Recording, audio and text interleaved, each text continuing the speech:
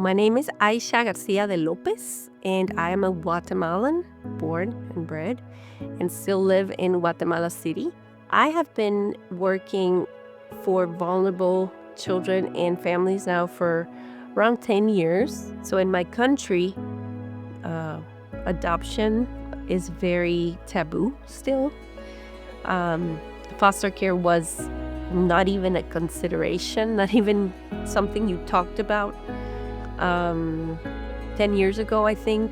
But we've seen the church rise up. We've ever since international adoption closed in my country, we've seen a domestic movement arise, and we've seen the church take steps toward everything that vulnerable families need to be to receive the care and the wraparound embrace that is needed to carry on. So ever since joining this church, Iglesia Reforma, we've also been part of a missional community, which is small group. And inside that small group, we have a dear family that's doing foster care. They're actually, they just reunited the fourth child that they've had with the biological mother. But the beautiful thing is watching this community come around that family in very, you could say, basic ways, but also deep ways. And seeing the community rally around and say, I'm at the thrift store, do you need anything? And then getting that to be a part and say, I'm not able to foster, I'm not there yet, or maybe never, but I can support in this kind of way has been beautiful. And we've been praying also for the biological mother.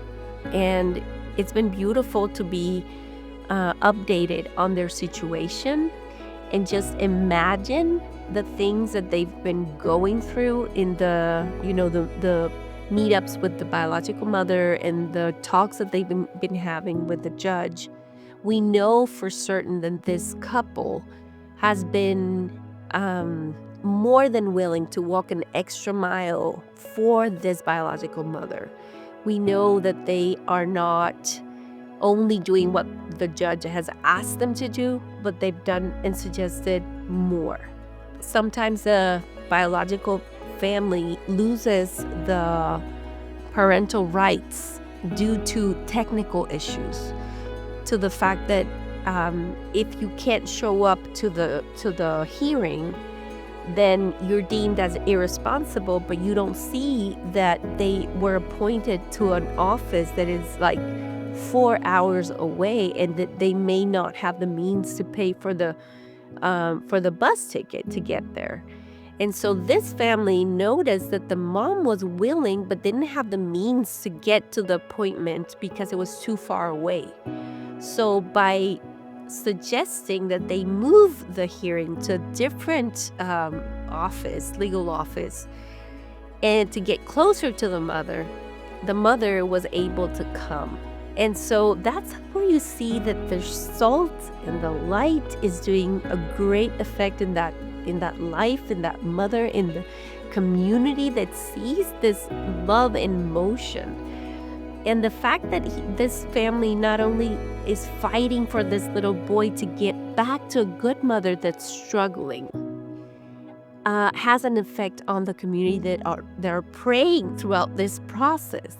And so that's the effect that it has when you go into messy places and the Lord is providing and healing and these kinds of changes and this impact in the system and all the witnessing that you get to do through these actions is just wonderful and beautiful to see, and it carries real weight.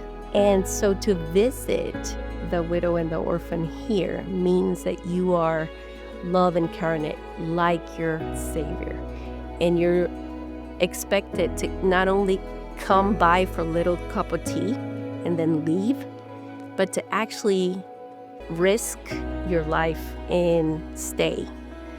Invest your love and your wisdom and your force and your wit and your abilities and your weaknesses so he can redeem them. And to me, that's pure religion.